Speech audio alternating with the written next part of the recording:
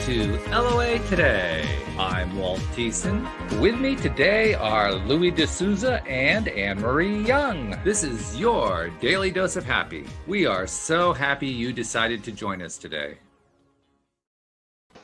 Now, I should say this is actually the only episode you're getting this week because I got a summit coming up over the next few days. It's going to be chewing up on my time. So we won't be doing another LOA Today podcast episode until next Monday. But I do encourage you, if you haven't already bought a ticket, go to the link that's in the description for this particular show, and you'll be able to sign up and join us and be a part of it. We've got a really good thing going on. We got 12 different speakers. We've got 5 workshops. Man, it's going to be great. I'm going to be exhausted by the time we're done, but it's going to be really good. But I got to tell you guys, the last few days have been, again, a test for me. What can I do to stay positive, and how can I keep myself from being flipped over into the negative, which is 2 ways of saying the same thing.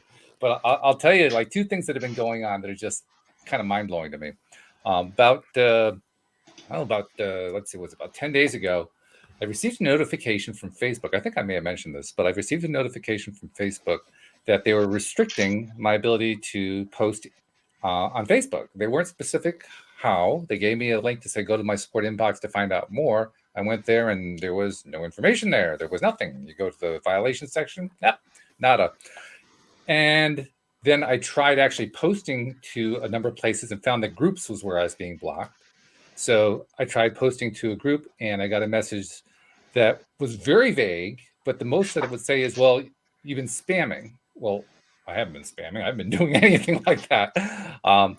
So I really didn't understand where that was coming from. And I was just doing the same thing I've been doing for months and months and months. So I didn't get it. So they said, well, do you disagree? I said, yes, I disagree. You fill in information, sent that in, nothing, crickets, nothing happening since then. And I tried a few times after that just to see what would happen because I didn't know how long this restriction was going to last. Same thing. Okay, so, all right, let's just be patient. This thing will work itself out. Got a notification this past Saturday that the restriction was going to be lifted on Sunday morning. I said, oh, okay, well, that's cool. So checked on Sunday, actually not Sunday morning, it's later in the day because I was pretty busy Sunday morning. And sure enough, it was lifted, it was gone. And I left a comment in one of my groups. And then today, that was all I did on Facebook. I didn't do anything else. And then today I posted a comment on another group and got a nice response on it. And then I got another notification saying I've been restricted again. Like, huh? What is going on here? I don't understand. So once again, I'm back in the mode of, all right, try to find the positive way to deal with this one. Meanwhile, of course, I've got the summit coming up. And with the summit, now we're doing the summit using Zoom. And Zoom apparently is having difficulty sending out the invitations to my panelists. And I did some checking and found out that Zoom's email servers are on email blacklists, which is why they're not being delivered. So I contact Zoom about it. And they, of course, they say, well, there's a problem at my end. So they want to take me off of a bounce list and so forth. They do all this other stuff. It doesn't work. And I finally show them my evidence that they're on the blacklist. Oh, okay. Well, we'll look into that. We'll do some work and get back to you. And they got back to me. They said, okay, well, we're having that work done. If there's anything else we can do to help, let us know. So I went and checked, and they're still on the blacklist.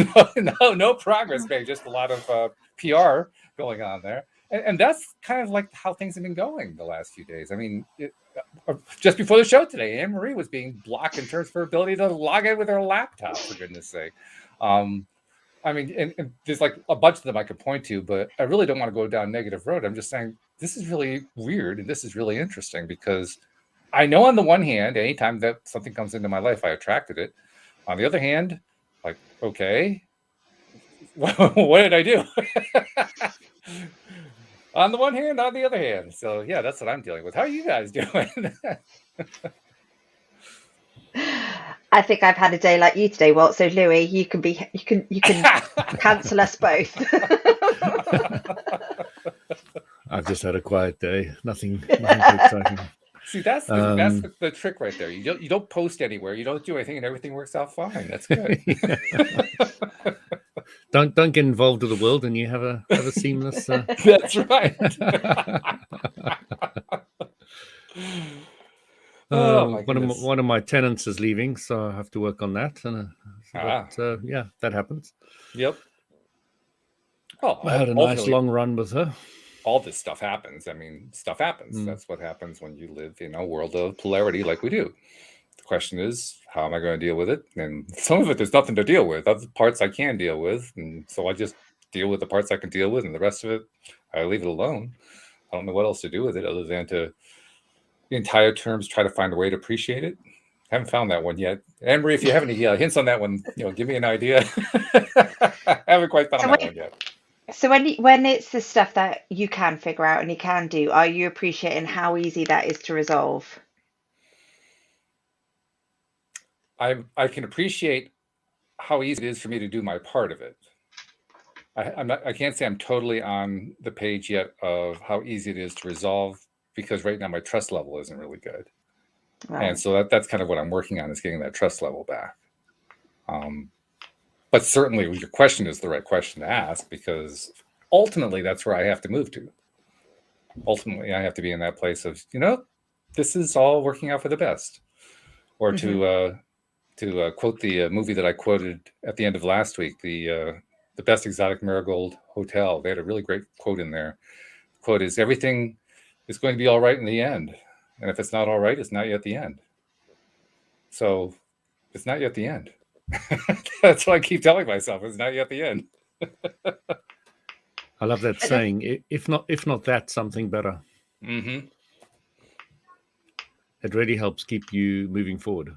Yeah, if not, that's something better, right? Yeah, because it's certainly not that. So I'm on the page of something better. But my goodness, what a learning curve you're on. Oh, unbelievable. Truly unbelievable. Are there things that you would change for next time that you're learning? So that's got to be a plus if you are. I think I kind of have to go through this first to find out exactly what it is I've learned from it. I think I'm kind of in the middle of it right now. You're too in the middle, yeah. Yeah. So I have to kind of wait that out and just be patient and try to stay positive and just wait and see, because any other route that I can think of just leads down a negative path. I don't want to go there. So, what were you going to say, Louis? Do you perceive that you created the experiences or not? I don't perceive it. I assume it. I don't really see it. I mean, the closest I can come to saying, yes, I created it is I was pretty nervous about the summit leading up to the middle of last week. So I can see that I was not in a really good vibrational space.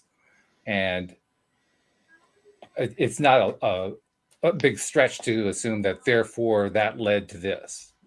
Mm-hmm. Yeah, getting into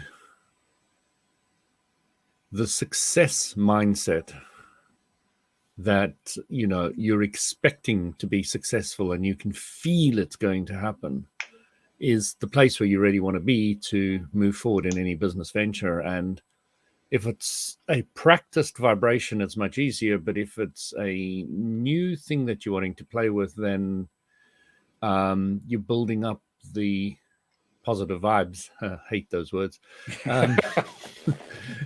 You're making them stronger and stronger with the law of attraction. I always remember this.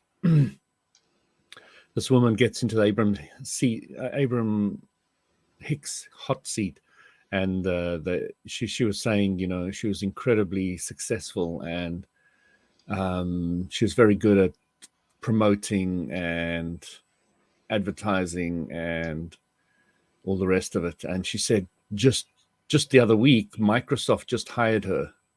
And the reason they said they hired her is they hired her for her mojo. Cool. And how cool is that, to be hired for your vibration? Right. Yeah. It is like that is like, and from a company like Microsoft, to actually go and say, I'll throw money at you just because your mojo's cool, and she's in the gaming division of it. And I'm not even sure what she was going to do. That wasn't even clear about that, but They had hired her for a mojo. And that was just incredible. That is incredible. That's pretty wild. Yeah. But you could literally hear the confident vibration within her. There was no hesitation or waver or pretense or anything. It was just the way it was. And, that is what you're looking for. You're looking for that stable vibration. And the thing about businesses is 9 out of 10 businesses fail. But if you're prepared to start 10 businesses, one of them will be successful. This is true. On average. So are you prepared to fail 10 times? It's really a small price to pay to have that successful one. It really is a small price. But a lot of people don't really look at it like that. So, one fails and they get very despondent, and 2 fails and they really get despondent, and 3 fails and they give up completely. So I can't say I've ever given up completely, but I've given up for periods of time. And I've had a number of failures. It's just the idea I'm trying to get across about what a confident vibration looks like. And I think the real challenge is, can you achieve that confident vibration in the face of adversity? It's pretty easy to maintain a confident vibration when things are going well. I mean, absolutely. There's no resistance. Completely agree with you. You see, what happens when you're really, really confident, you don't care if it goes well or if it doesn't. You don't care if it goes well. So you become immune to the huge excitement and enthusiasm of great success, and you get, you can ride the wave, but you're riding the wave very, very smoothly and very calmly. You're not getting the wobble that comes with too much excitement, and I think you're kind of getting what I'm saying, which is a similar aberration vibration that happens when you are thrown with adversity and then thrown off your own course, your own vibrational course. So maintaining that is the key. So two things that are the hardest. They say, I love using that word, they say. I don't think you've ever said that. Have you ever said that on this podcast before? They say? I'm not sure you have. Yeah, no, I'm doing it on purpose, because when I was younger and really into philosophy and trying to understand the world and all the rest of it, I had this audiophile guy, and he was really interesting, very different vibration. He had these incredible speakers. He got me to stand in front of them, played me some classical music, and I listened to it, and I wasn't an audiophile. I could hear nothing of any exceptional anything. And, I said something like, oh, they say. He says, who's they? Why did, what? And he went on and on about it. So I said, okay, let me replace that with I say. And, he just got totally flummoxed with it. I said, okay, I'll take responsibility for they. Sure. So, and it is, what was the point I was right? They say that the 2 most difficult things for a human to do, is divorce and public speaking. Okay. And, I became a Toastmaster, and it was particularly easy for me. Public speaking is absolutely not difficult at all. But I did sit there and watch endless amounts of people go from unconfident to confident within the group. And it really left an impression on me of how people can be changed by a very simple, I think it's not completely free. You have to pay for your course book and something, but it's very minor cost. Right. And for the support of all these guys, it's just an incredible group. I highly recommend anybody does it. Just because of the change on a vibration that you can achieve within your life, going from not too confident on one of the most difficult topics that a human can play with. So, yeah, I'm sure there's divorce courses as well. Well, there probably are, yeah. Divorce masters. Yeah, I suppose you have to get married and divorced a few times to practice that one.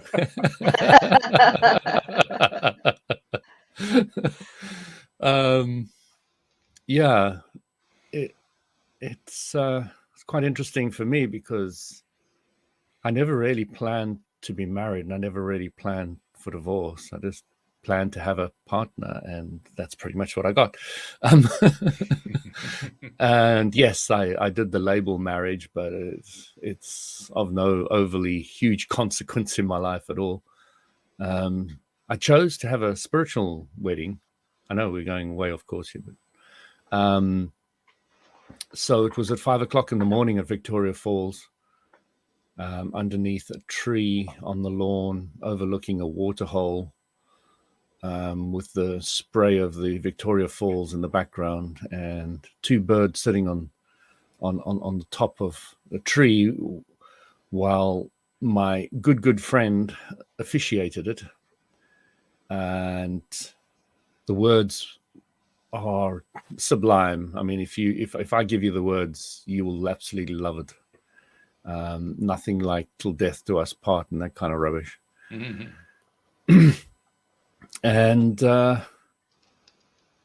there's just a beauty to that as well. So, you know, everybody has different challenges. I have loads of different challenges in different areas.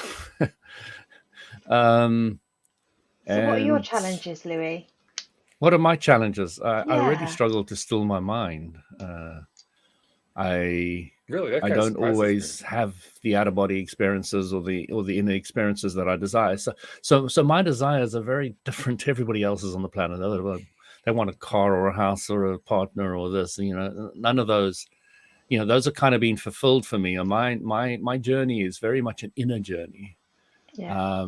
And you know, I've studied the yogis who are probably the group on this planet that I would suggest are further along than most. If somebody wants some kind of yardstick of how to start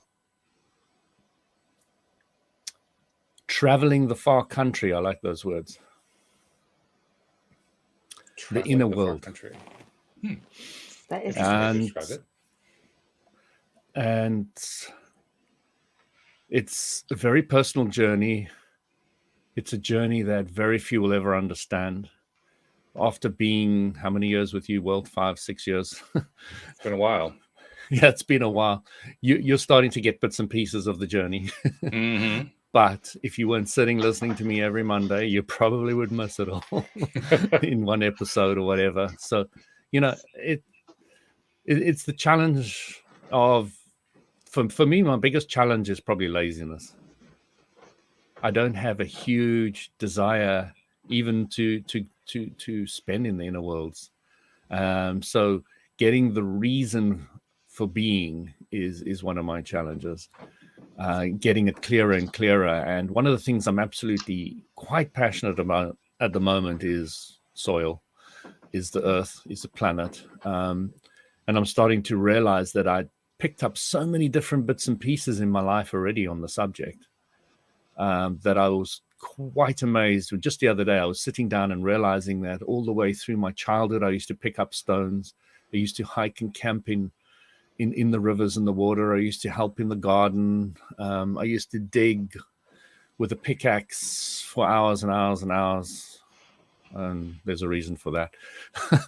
I used to get compost and soil from forests in the back of the Land Rover. You know, there's the real compost, you know, the stuff that's been created by nature itself. It's like going into the Amazon forest and digging a whole lot of the good soil out and putting it in the back of the Land Rover. And, you know, going down gold mines.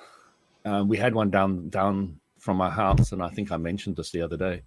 There's an old gold mine, and I used to love just sitting there, turning the lights off. And if your eyes were open or closed, you just there's no difference. You can't see any light whatsoever. It makes no difference. And you just sit there in total silence as the bats flitter over your head. And, it's just things like that. And it goes on and on during my life of playing with crystals, with stones. And I have a huge collection of them in the house. And my stories about gemstones and all the rest of it that I've told you that were right, that have been a lot of fun. So at this part of my life, why I'm thinking of joining Rotary, etc., which on Thursday is going to be my first official congratulations joining of Rotary. And it's a society where they give back. It's a group where they give back to society. And I'm also really conscious about what we're going to leave for our kids. And I'm listening to an audiobook at the moment about, let me just get the title because it's really quite cool.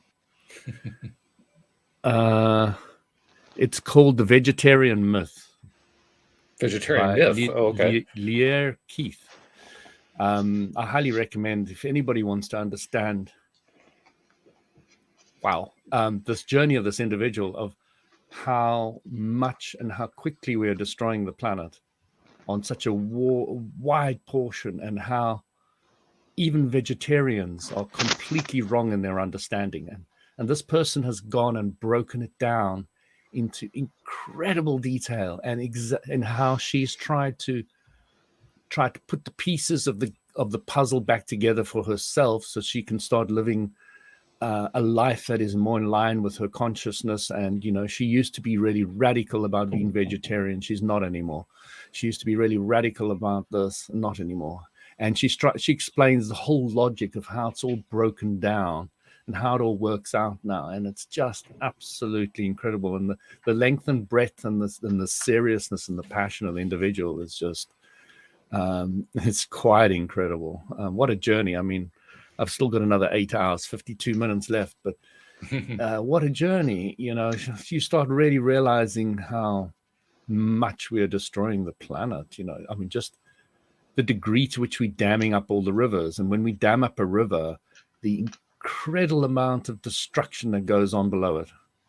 I mean, fish that die by the millions, and then they stink the place to high heaven. It just, the fires in the Australian outback, which I mentioned the other day, and how it's killed 3 billion creatures. How you see roads full of kangaroos and koalas just dead, miles and miles and miles of dead koalas and kangaroos. It's just really interesting, the degree and why that's all happening. She explains how and why that whole process is happening with clarity, that there's no illusion of what's going on anymore. Nothing. And then she tries to patch it all together of what she's now doing to move forward, and the whole logic that's torn her to pieces as to the idea that you have to have animals and you really need to kill animals. Something needs to die for something to live is her basic premise throughout the whole book. And, if you're eating a carrot, something's dying, something has to die. Even the organic soil that comes, something has died for something to live. And let me ask you something, because I'm really curious about what you're saying from this one perspective. And the perspective is really one that comes from you very often. So I'm kind of, in a sense, I'm flipping it back at you. But as you pointed out on many occasions, when you really, really, really, really, really know what you don't want, then it leads you right into what you do want. What does she want? Because you've described very eloquently what she doesn't want. What does she want? Yeah, I mean, she goes into that in painful detail. Detail. She wants pain. Huh? Oh, okay. She doesn't want it. She really doesn't. But when you start realizing the way she puts it, the clarity with which she puts the belief structure of being a vegetarian because you want to save the animals and not be cruel to them, and then she starts realizing that, and she breaks us down on a farm. I wish I had clarity on it. I need to read it a few times, but if you don't have animals on the farm, you aren't able to fertilize it because you use the poo to fertilize it. Mhm. And so, and if you don't kill those animals, then there are too many and they overgraze, so they destroy all the they start making desertification because they've eaten all the green stuff, all the grass and all the food. So if you have hens, then all the males fight each other until there's only one hen for about 12 females. So there's killing there. So there's endless amount of death and killing going on all the time in nature. Right. And it is completely natural, and it's the way it works. You know, if a lion didn't go and kill a buck, then the buck would overgraze. If you know, and you know what they were saying, separate the vegetarians were saying separate the carnivores with the grazers. And as soon as you do that, everything falls apart, because then the grazers multiply too quickly and they eat everything up, and then they die of starvation. So, you know, and then the animals, they can't actually eat on grass, even though they do chew on it, but they only chew on it for medicinal reasons and not for anything else. So she goes into it in such incredible detail that you start realizing how farming and petitioning and all the rest of it is destroying the basic ecology of the entire planet. But I still don't know what she wants. Well, what she wants is peace and harmony on the planet, which she's come to the realization through the book that is never going to happen. So I'm going to flip that around too, because I think I totally get that that's the conclusion. But I have to flip that around and say, okay, well, if that's what she believes, then how can she get any other result? So what she's coming to is the idea of personal freedom, and not enforcing that idea on everybody else, which is what I've been preaching forever. Okay. The idea, you know, making her own world and living with the consequences that there will be death along the way. Death of so many different things in different ways. So it's an appreciation for the. Thank you. That's the word I was looking for. The appreciation for the absolute beauty of the design. If you took away humans. What if you include humans? You see, when you include humans, what happens is they start saying, "This is mine." It's not my planet. It's my house, my area, my town, my country. Instead of saying our planet, our world, our civilization, our life forms in all different shapes and forms. So there again, it's the whole spiritual idea that you want to focus on the oneness of everything. You don't want to focus on this is mine, and, you know, my children are right, and you know everybody else's is wrong, and you know my that whole kind of idea. But to we, the planet, the people, you know, and incorporating the whole, the holism, which is of course the whole idea of holistic healing, is looking at the whole of the person and all the factors, and trying to balance that with the natural elements and the way of life. I understand what you're saying, and I understand what she's driving at. There is a problem. The problem that I see is that the moment that you try to say not I but we, you destroy we, because we is nothing more than a collection of I's. Mm-hmm.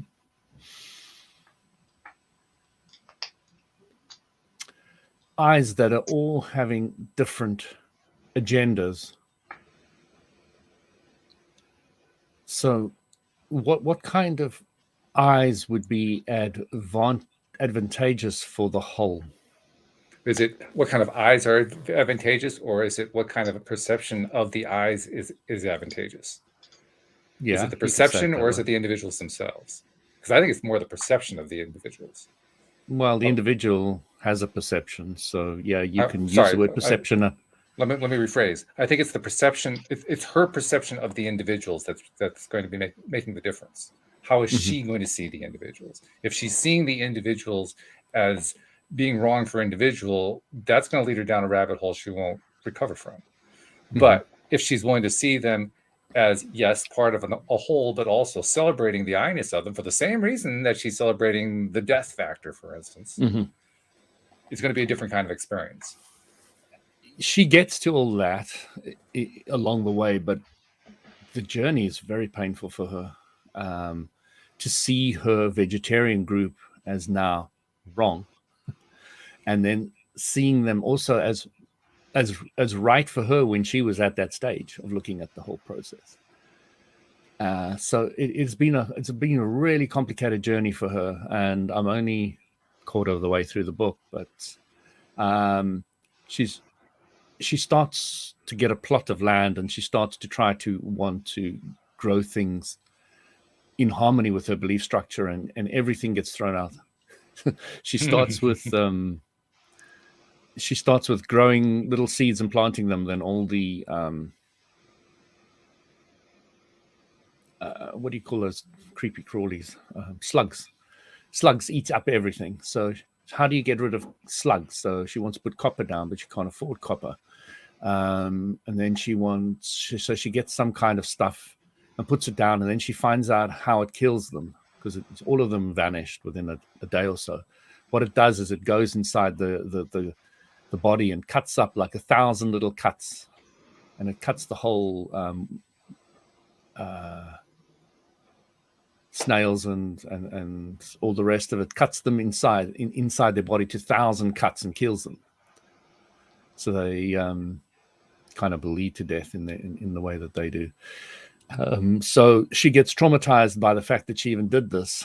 She's really heartfelt. That's the obvious pattern, right? I mean, she just keeps doing this. So then over she and over wants and to over get again. chickens, and then she starts realizing this whole thing I told you about chickens, and that as soon as you have a certain amount of chickens, and there's a cock, and then the cocks kill each other, and you can get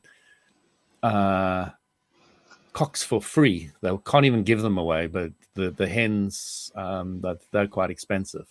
And you start going down a whole rabbit hole of concepts and ideas that you had no knowledge of whatsoever. And by the time you're finished, you're absolutely gobsmacked about the ramifications of the whole process and the perfection that which nature has designed everything and put it all together, and the whole ecological process, which farmers have tried to patch up with sprays and pesticides and fertilizer.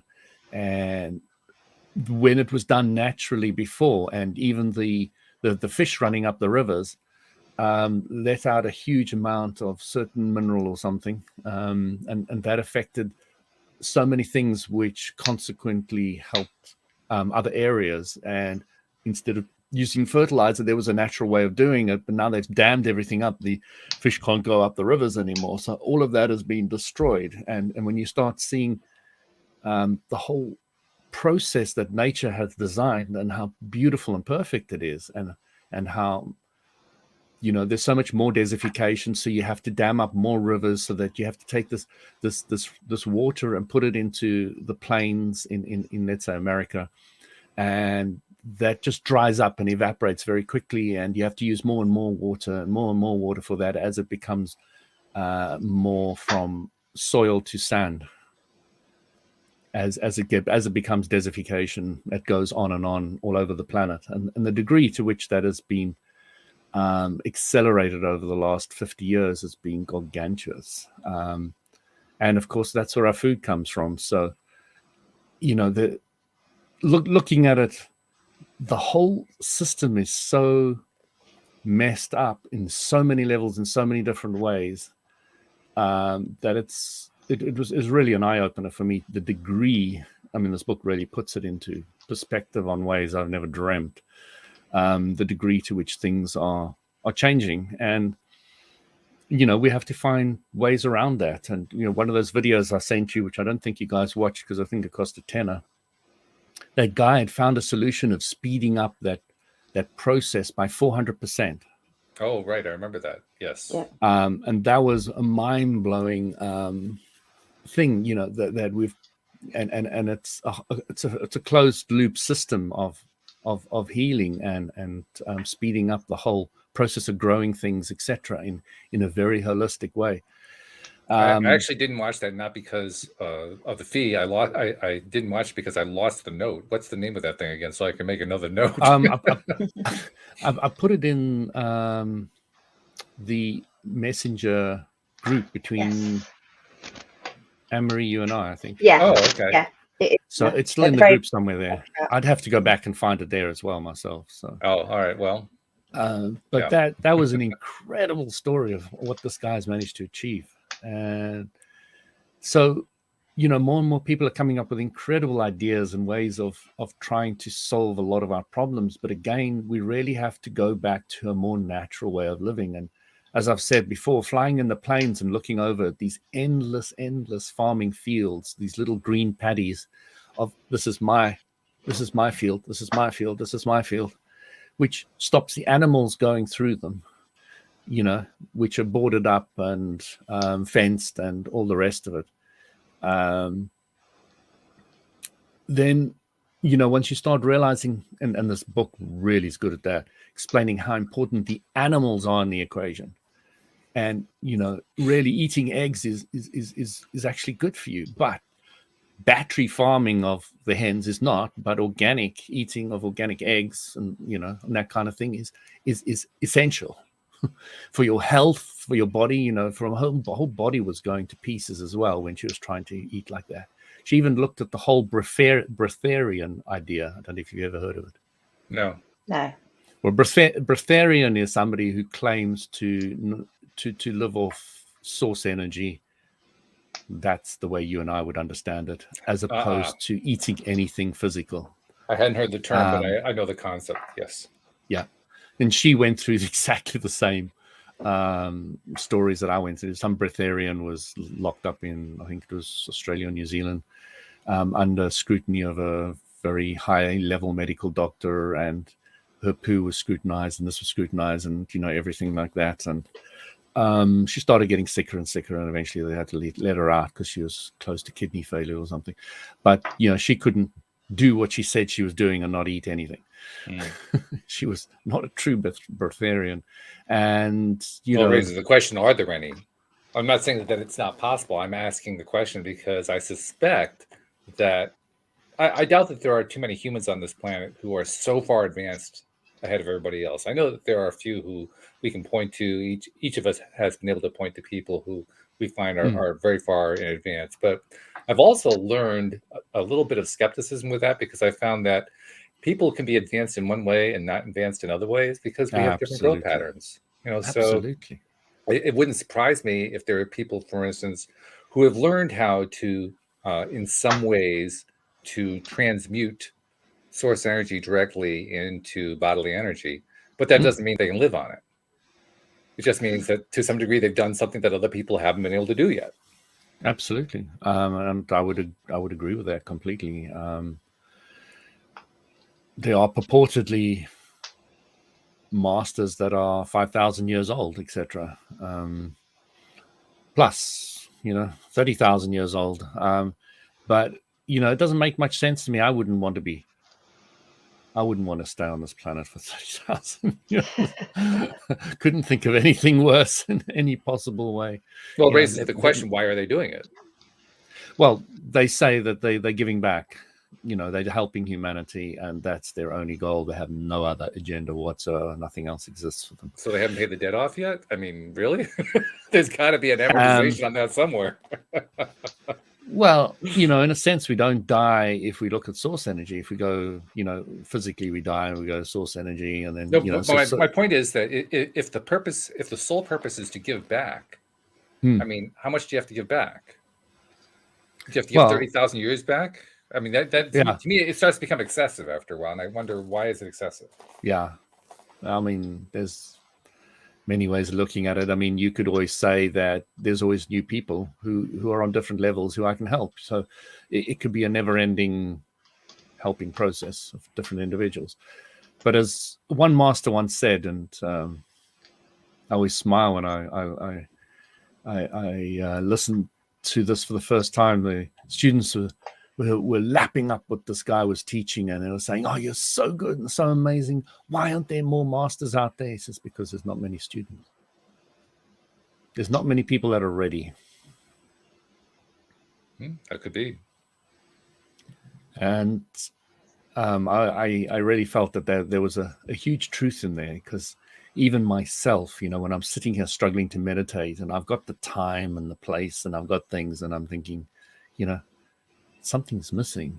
I need a stronger desire to do this. And it's just a journey. It's just a journey. And I've never been too worried about time. There's a lot of people that are, and they've got to fill in this and do this within the time frame and in this lifetime. And that's never particularly bothered me. So I've been far more relaxed about it than probably most. There's a lot of people have got huge desires to do this or that, or have this or that. And it's never overly bothered me, but this clarity of thought is so appealing to me. You have no idea. When I get clearer and clearer about different ideas of what's going on out there and how it works and how the puzzle fits together, that floats my boat in so many degrees. And I love having people challenge me, because that helps me more than anything. Clarity does feel good, no matter what kind of clarity you're talking about. It always feels good. Yeah, and I've had the 5 days of that clarity, and I can never get over that feeling of, oh my God, I wish I was like this all the time. That level of clarity, if I could just carry it with me, because literally I was in my vortex. Ideas of how I could change my life and how I could move forward and change this and do this and practice that and achieve that and do it. It was just flowing out of you for 5 days with so much clarity. It blew my wife away, and everybody who actually saw me during the period. It was mostly only my wife, but it was just so powerful. She didn't even know what it was. It's just an energy that was absolutely burning off you in waves. And don't know. That raises an interesting question, and the question is, why don't we remain clear? Yeah.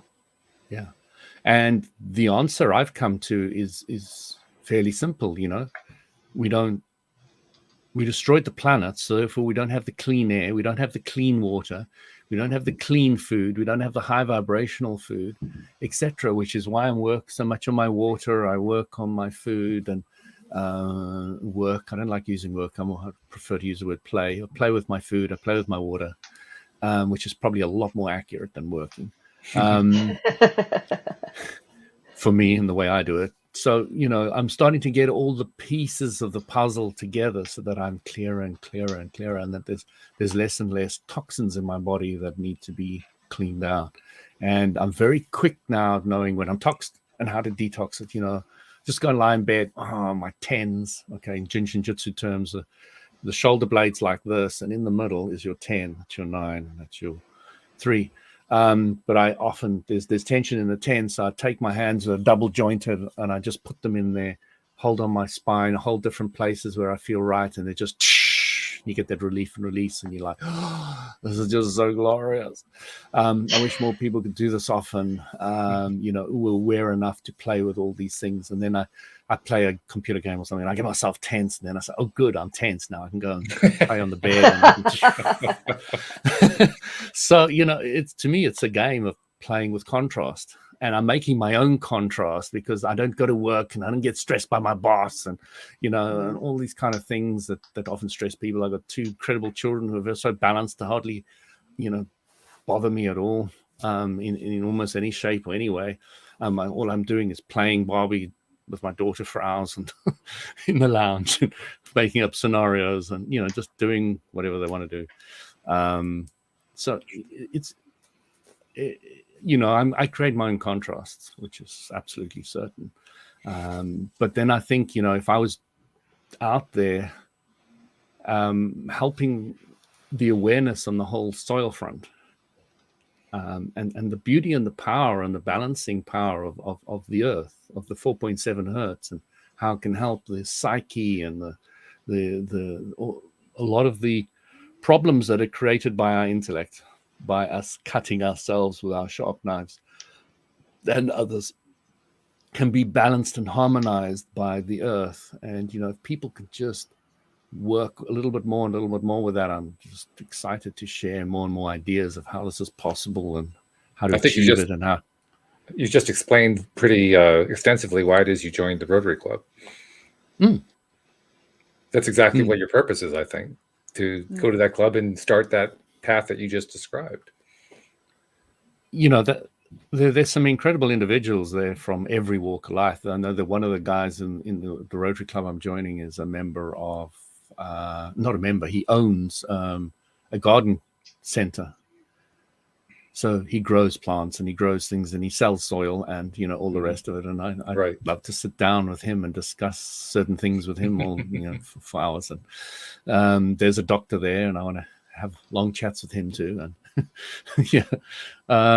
there was a military guy there and he said, when he found out I was also in the military, he said, I really like that you're in the military. We need to get some more discipline in this club. And he was a major in the British Army, so he's going to be in a different space after he's talked to you for a while. He's going to find out. It's not quite what I had in mind. So I jokingly said to him as he was walking out, left, right. Don't think he was impressed, but never mind.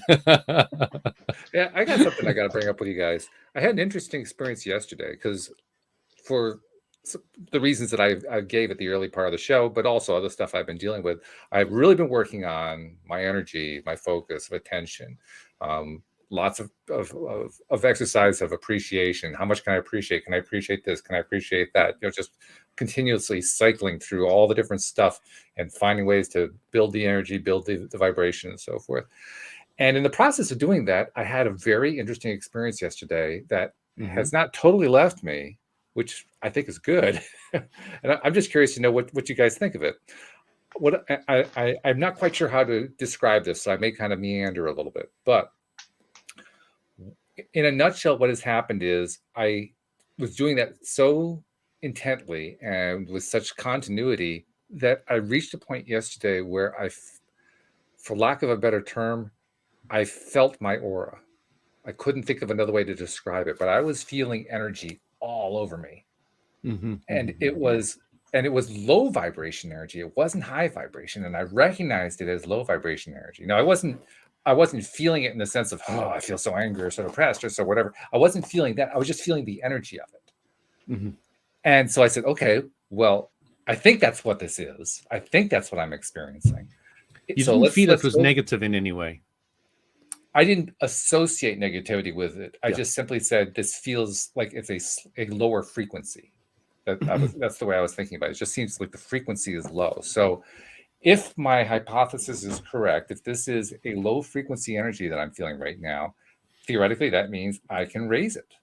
So let me see if I can do that. So I started doing even more appreciating and even more focusing on what I like and what I'm hoping for. And, I was just going at it. And slowly but surely, I could feel the vibration frequency increasing. The easiest way to describe it is when I started, the frequency felt kind of a little bit raw, not quite the knives you were talking about, but a little bit raw, like, there was a slight discomfort there. And then as I was going at it, I could feel that kind of smooth out. And that smooth out is when I felt like the frequency was increasing. I associated the smoothing with the increasing frequency and got up to a fairly good point. And by that point, I was exhausted and then I went to bed. But I'm curious because this morning I asked myself, okay, do I still feel it? Not as intensely as I did yesterday, but I do still feel it. And so I'm wondering, do you guys feel like you have felt the energy in your aura like that in some similar way? Yes, Ambry, I'm waiting. Yeah, no, I just thinking about that. So when I feel energy, there could be times where if I'm focused on something and I'm moving, I can feel pushing energy. I feel if I'm in meditation, I feel it on my head and around me and the heat. So I can feel it externally as well as internally. But it have to be in a real place of concentration, and it's usually a high vibe. I haven't felt the low vibe It's usually Okay. when yeah. Which matches my experience, because that's what I did too. Earlier on, I have had a number of experiences, often through meditation, but also just through various affirmative type processes of feeling the high vibe thing. But feeling the low vibe energy and not having an association to it, that was different. I had never done that one before. Yeah, no, I've not felt that. I almost feel like I can have little sparks coming off me, Ooh. like electricity. That's how I sometimes feel. And I literally feel like somebody's like stroking my head when I'm in Wow. meditation, which is quite nice. Yeah. Which somebody probably is. Yeah, I have been told that before. hmm And that's why I welcome it. I'm not scared by it. I love it. I find it quite comforting. And So, yeah, carry on. I've completely forgotten what I was going to say, Louis, so you go Oh, ahead. So, well, the important thing with both you and Anne-Marie's statement is this: it's awareness. Mm-hmm. Okay, the awareness of energy. I remember I just got into Jinshin Jutsu, and I was going to this lady, and there were study days, and there were random people coming from all over the country to the study day, and there was this lady and this guy, her husband. And I was talking about how I was feeling the energy, and it was over here, and it was moving like this, and I could feel this and this. And he just looked at me and said, "You're talking absolute rubbish. You're just trying to impress the people here." And I was shocked. I was absolutely shocked. I looked at him. I was like, wow, okay. And then I went back to my beginning of energy work, where I didn't feel anything. And I went on a whole course for a whole weekend, and the guy guaranteed I'd understand energy by the end of it, and I knew nothing by the end of it. And, there was this huge dry period where you don't necessarily feel or perceive anything energetically.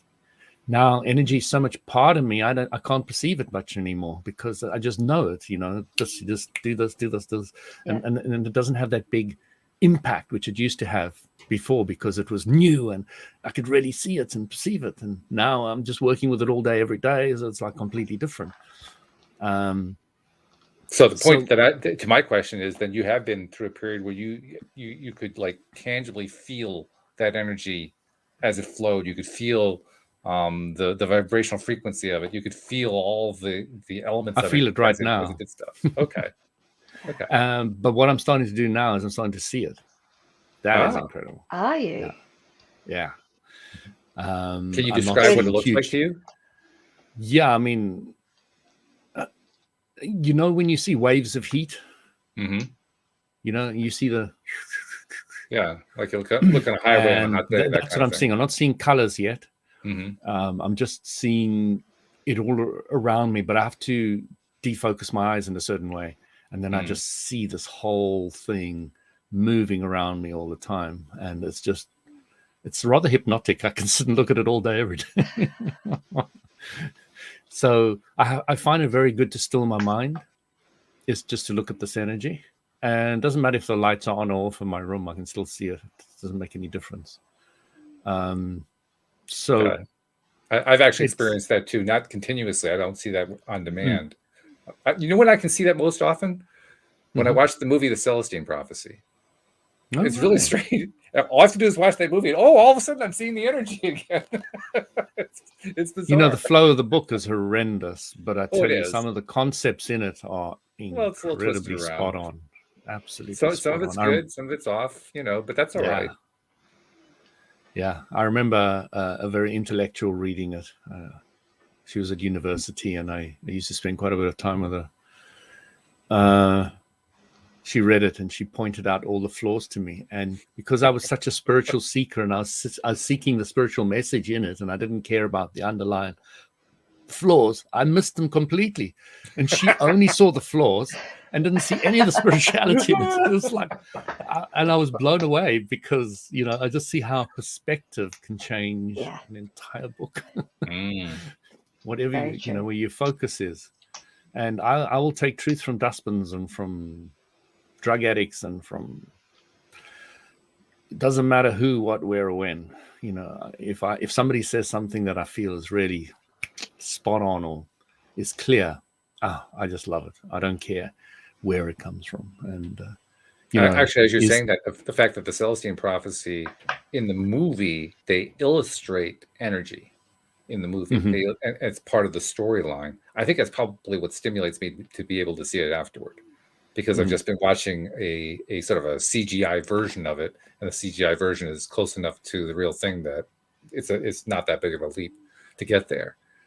But I think it's actually one of the coolest parts of the movie, that they figured out a way to, in a CGI way, show you energy, and show you how it moves and how it flows, and how you can interact with it to a limited extent, because it's to the extent that fits within the storyline. But they do show it. That's the cool part. And I like that part a lot. So to your point, that's one of the parts I really enjoy, that I take from that book, from that movie. So one of the things I got from the book, no, we don't have much time, is what we're doing right now. There's 3 of us. And when any of us are speaking, the others are really looking and focusing on that individual. Yeah. And the energy that you focus into me when I'm speaking helps me present a better presentation. Sure. So you guys, by really listening to me and focusing on what I'm saying, are helping me. And any listener that's listening to it is also helping, live, etc. So by the way, whenever somebody's in a meeting, Anne-Marie, really, and somebody's speaking, really give them attention. Yeah. And your kids are speaking to you, really give them attention, What you're talking about reminds me of something, though, because helps them become clearer. Those of us who are co-hosts on the show, we organized a group on Facebook for the purpose of putting into practice the theory that Lynn McTaggart created and described in her book, The Power of Eight. And we were talking in our most recent meeting about expanding the membership of the group out. So I just want to put it out there to the listening audience. We have this thing going. We've had a couple meetings, a couple of interesting things. Louis had some really great result from the first meeting that we had. And I guess we've decided we want to open things up a bit. So anyone who wants to be a part of that group, and we haven't even figured out, how often are we doing this? We're talking about doing it weekly now. Emery, you kind of took the lead on that one, but I think we were going to discuss it. Louis is going to go over it in more detail at the next meeting, so people can understand. Yeah, I know some of them didn't want to do it weekly, so probably two times a month or one time. So it's still to be decided, I guess, is the point. But if you'd like to be a part of that, I don't have a link handy right now, but just send me an email, walt@loatoday.net, and I'll get an invitation out to you. And you can become a part of the new Power of Eight group that we've created. I wanted to make sure I got that in there. Yeah, and as we get more and more people, we'll have more breakout groups of 8. So yeah, sure. Yeah, it'll be really nice to have more and more people on that, and would love to have in. And if you know somebody else who might be interested, let them know. Sure. Yeah. And even if it goes to the point where there's more than 8 people involved, I think that's fine, personally, just because Lynn's own groups, because she runs these groups regularly, she has groups that have thousands of people who participate at the same time. I mean, she's found that 8 is an optimal number, but it doesn't mean it has to be limited to that. It can be any number, really. I mean, like you pointed out, that 3, way too. I love it.